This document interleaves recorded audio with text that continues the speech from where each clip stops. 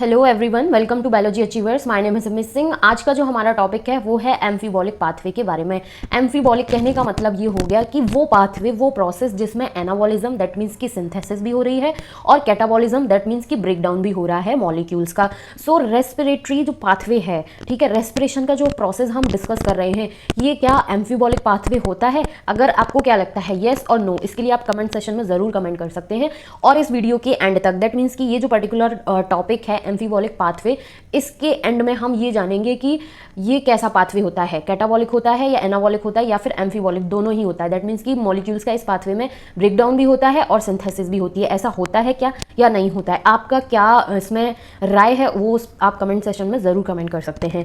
So glucose is the favoured substrate for respiration. जो respiration का process है उसमें सबसे ज़्यादा इंपॉर्टेंट, सबसे ज़्यादा फेवर्ड जो सबस्ट्रेट है वो क्या है?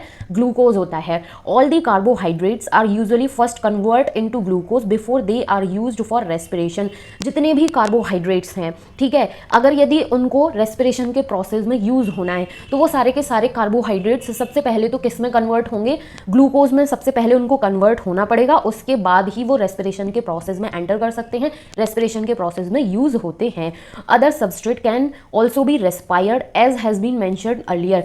सिर्फ कार्बोहाइड्रेट्स जो हैं वही, उनका ही रेस्पिरेशन नहीं होता, उसके अलावा फैट्स हो गए, प्रोटीन्स हो गए, ऑर्गेनिक एसिड्स हो गए, ये जो मॉलिक्यूल्स हैं इनका भी रेस्पिरेशन होता है, इनको भी सबस्ट्रेट की तरह यूज़ किया जाता है, जैसा कि हम ऑलरेडी थोड़ा सा आइडिया जो है इसका हम ले चुके हैं। But then they do not enter the respiratory pathway at the first step. लेकिन ये जो अदर सबस्ट्रेट हैं लाइक फैट्स हैं, प्रोटीन्स हैं, ऑर्गेनिक एसिड्स हैं, ये रेस्पिरेशन के पाथवे का जो फर्स्ट स्टेप होता है उसमें डायरेक्टली इन्वॉल्व नहीं हो सकते। पहले इनको अदर मॉलिक्यूल्स में ब्रेक होना पड़ेगा, उसके बाद ये रेस्पिरेशन के प्रोसेस जो है उसमें एंटर कर पाएंगे। See figure 14.6 to see the points of entry of different substrate in the respiratory pathway. आगे जो पाथवे दिया गया है दैट मीन्स की फिगर जो है 14.6, उसमें ये बताया गया है कि अगर यदि ग्लूकोज है तो वो डायरेक्टली एंटर कर जाएगा रेस्पिरेशन के प्रोसेस में। अगर यदि प्रोटीन्स को एंटर करना है, अगर यदि फैट्स को एंटर करना है, ठीक है, ऑर्गेनिक एसिड्स जो है इनको रेस्पिरेटरी पाथवे में एंटर करना है, तो पहले इनको अदर मॉलिक्यूल्स में ब्रेक होना पड़ेगा, देन ये रेस्पिरेटरी पाथवे जो है उसमें एंटर कर पाएंगे। सो यहाँ पर 1 बाय 1 मॉलिक्यूल जो है उसको बताया गया है कि अगर यदि फैट्स जो है उनको पाथवे में एंटर करना है तो फैट्स को पहले ग्लिसरॉल और फैटी एसिड में जो है ब्रेक होना पड़ेगा, ठीक है। तो सारे मॉलिक्यूल्स जो हैं अदर सबस्ट्रेट जो हैं अदर देन ग्लूकोज, वो किस किस मॉलिक्यूल में ब्रेक होंगे एंड देन पाथवे में एंटर करेंगे, ये सारी डिटेल जो है आगे पाथवे में हमें दी गई है। यहाँ पर बात की गई है fats would need to be broken down into glycerol and fatty acid first. अगर यदि फैट जो है उसको पाथवे में, रेस्पिरेटरी पाथवे में एंटर करना है तो उनको पहले ग्लिसरॉल एंड फैटी एसिड में ब्रेक होना पड़ेगा, देन वो पाथवे में एंटर कर सकते हैं, ठीक है। ये हो गया फैट की बात। If fatty acid were to be respired they would first be degraded to acetyl coenzyme and then enter the pathway. अगर यदि यहाँ पर बताया गया कि अगर यदि फैट्स को पाथवे में एंटर करना है तो इनको पहले फैटी एसिड और ग्लिसरॉल में ब्रेक होना पड़ेगा। और आगे ये बताया गया कि अगर यदि इसमें से भी फैटी एसिड्स को एंटर करना है, ठीक है, पाथवे में, तो इनको किस में डिग्रेड होना पड़ेगा? इसको डिग्रेड होना पड़ेगा एसिटाइल कोएंजाइम में, एंड देन ये क्रैब्स साइकिल जो है रेस्पिरेटरी पाथवे जो है उसमें एंटर कर पाएंगे। So if fatty acid were to be respired they would first to be degraded to acetyl coenzyme and then enter the pathway. Glycerol would enter the pathway after being converted to PgAl। अगर यदि glycerol को Krebs cycle respiratory pathway में enter करना है तो इसको पहले PgAl में ब्रेक होना पड़ेगा, उसके बाद ये पाथवे में एंटर कर सकता है। सो ये पॉइंट्स जो है ना ये बहुत ज़्यादा इंपॉर्टेंट हैं कि पूछ भी लिया जा सकता है कि अगर यदि फैट्स को रेस्पिरेटरी पाथवे में एंटर करना है तो उसको वो डायरेक्टली एंटर कर सकता है या फिर अदर सबस्ट्रेट मॉलिक्यूल्स जो है उसमें ब्रेक होना पड़ेगा, तो वो कौन से मॉलिक्यूल्स में ब्रेक होता है? तो ये है। अगर यदि इनके बारे में पूछा जाता है कि फैटी एसिड्स को एंटर करना है तो उसको एसिटाइल कोएंजाइम में ब्रेक होना पड़ेगा, अगर यदि ग्लिसरॉल को एंटर करना है तो उसको PgAl में कन्वर्ट होना पड़ेगा। ये हो गई फैट्स की, फैटी एसिड एंड ग्लिसरॉल की कहानी कि इसको एंटर करना है तो किस किस मॉलिक्यूल में ब्रेक होना पड़ेगा। अब अदर सबस्ट्रेट मॉलिक्यूल की बात की जाए, फॉर एग्जांपल प्रोटीन्स की, so the proteins would be degraded by proteases and the individual amino acid after deamination depending on their structure would enter the pathway at some stage within the Krebs cycle or even as pyruvate or acetyl coenzyme. यहाँ पर हमसे बताया गया है कि अगर यदि proteins को किस में एंटर करना है, प्रोटीन्स को एंटर करना है क्रैब साइकिल रेस्पिरेटरी पाथवे में, तो ये जो प्रोटीन्स हैं इनको सबसे पहले अमाइनो एसिड्स में ब्रेक होना पड़ेगा। ठीक है, अब ये जो अमाइनो एसिड्स में प्रोटीन ब्रेक होते हैं, इसमें एक तो डीएमिनेशन प्रोसेस होता है और इन्वॉल्व होता है प्रोटीएजेस नाम के एंजाइम जो कि प्रोटीन्स को डिग्रेड करते हैं। So deamination process and proteases enzyme की हेल्प से प्रोटीन्स जो हैं वो ब्रेक होती हैं अमाइनो एसिड्स में। अब अमाइनो एसिड्स जो हैं उसमें तो ब्रेक हो गई, अब जो अमाइनो एसिड का स्ट्रक्चर है, ठीक है, इसके बेसिस पर ये क्रैब साइकिल के किसी भी पॉइंट पर किसी भी स्टेज में एंटर करेंगे, या फिर अमाइनो एसिड जो है उसको कन्वर्ट होना पड़ेगा, या तो ये पाइरूवेट में चेंज हो जाए, ठीक है, या फिर ये एसिटाइल कोएंजाइम में चेंज होकर एंटर कर सकता है, या फिर डायरेक्टली अमाइनो एसिड एंटर कर रहा है, तो ये इसके स्ट्रक्चरल ऑर्गेनाइजेशन जो है उसके बेसिस पर डिपेंड होता है। सो आई होप कि रेस्पिरेशन जो है एम्फीबॉलिक पाथवे जो है इसकी इतनी सारी इन्फॉर्मेशन अच्छे से समझ में आ गया होगा। Since respiration involve breakdown of substrate, the respiratory process has traditionally been considered a catabolic process and the respiratory pathway as a catabolic pathway। तो ये जो रेस्पिरेशन का प्रोसेस है, ठीक है, इसमें क्या हो रहा है, सबस्ट्रेट का ब्रेकडाउन हो रहा है। इस बेसिस पर इसको कैटाबॉलिक प्रोसेस, कैटाबॉलिक पाथवे के नाम से जाना जाता था। ठीक है, but is this understanding correct?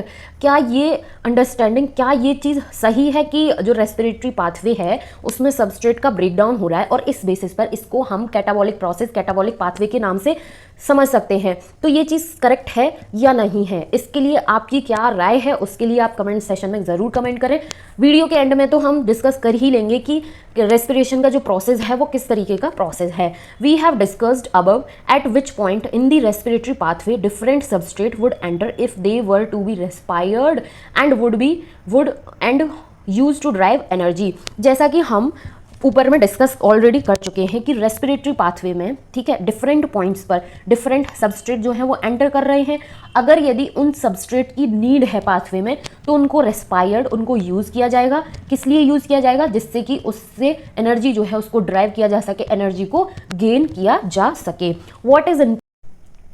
What is important to recognize is that it is these very compounds that would be withdrawn from the respiratory pathway for the synthesis of the said substrates। यहाँ पर important बात क्या हो जाती है, ध्यान रखने वाली important बात ये है कि वो कंपाउंड, ठीक है, ये जो सबस्ट्रेट हैं, ठीक है, ये वो कंपाउंड होते हैं जो रेस्पिरेटरी पाथवे से कभी भी निकाल लिए जा सकते हैं जब उनकी अगर यदि नीड है, अगर यदि उनकी आवश्यकता है, तो इन सबस्ट्रेट जो मॉलिक्यूल्स हैं इनको रेस्पिरेटरी पाथवे से किसी भी टाइम पर किसी भी स्टेज पर विड्रॉ किया जा सकता है, निकाला जा सकता है।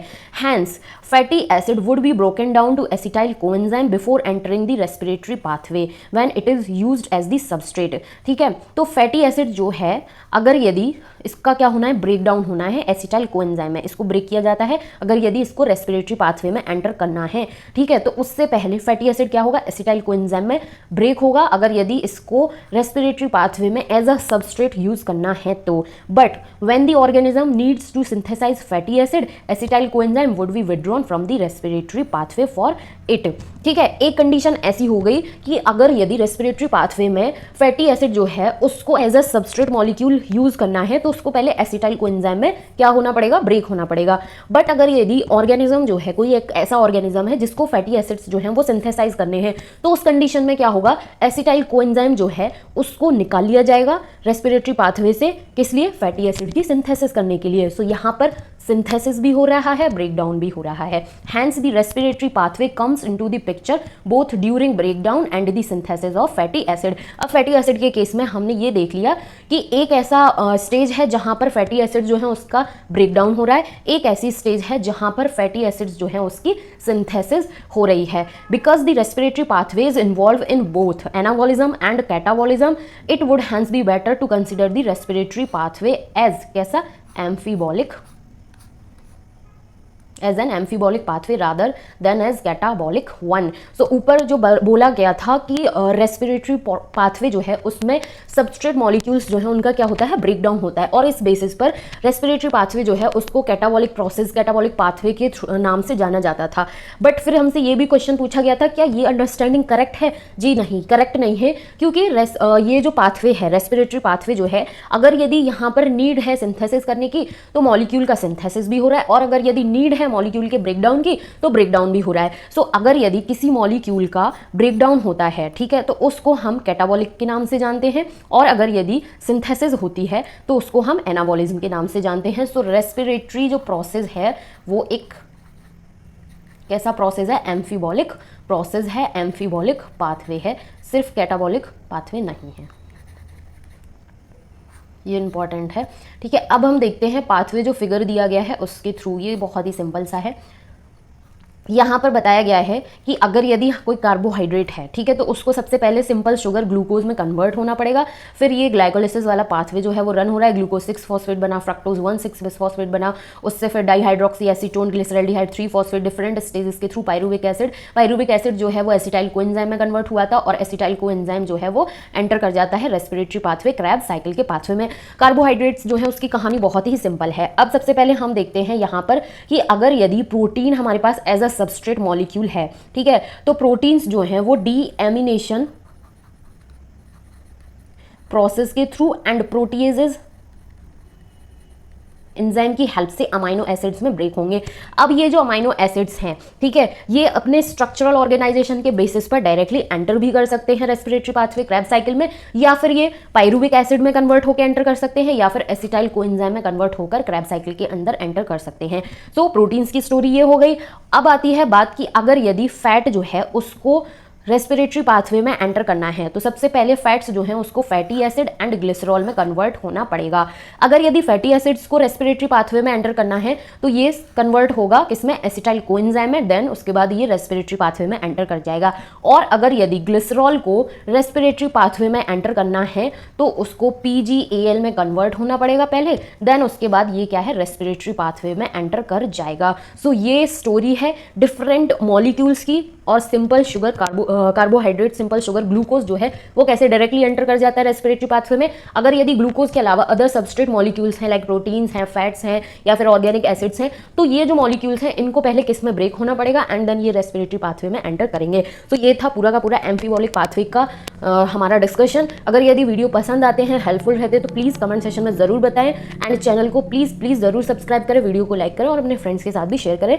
एक लास्ट टॉपिक जो है वो बच जाता है इस पर्टिकुलर चैप्टर का, जिसके साथ हमारा ये जो चैप्टर है रेस्पिरेशन इन प्लांट्स वो भी कंप्लीट हो जाएगा। सो नेक्स्ट टॉपिक जो है वो क्या होने वाला है, वो होगा हमारा रेस्पिरेटरी क्वेश्चन के बारे में। ये बहुत ही सिंपल सा टॉपिक है, बहुत ही छोटा सा है, जो कि हम नेक्स्ट वीडियो में डील करने वाले हैं। Thank you so much for watching.